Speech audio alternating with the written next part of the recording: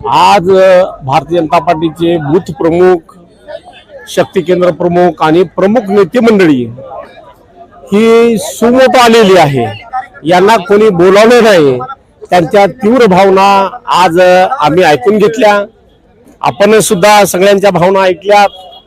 भारतीय जनता पार्टीचा उमेदवार हा या लोकसभेत असावा अशी भारतीय जनता पार्टीच्या कार्यकर्त्याची भावना आहे. 2004 बूथ आमच्या लोकसभेत आहेत हिंगोलीच्या आणि सर्वचे सर्व बूथ आमचे सक्रिय आहेत.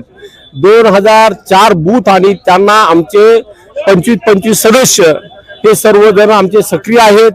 त्यामुळं आमच्या भारतीय जनता पार्टीच्या कार्यकर्त्यांनी गेल्या 5 वर्षापासून तयारी केलेली आहे.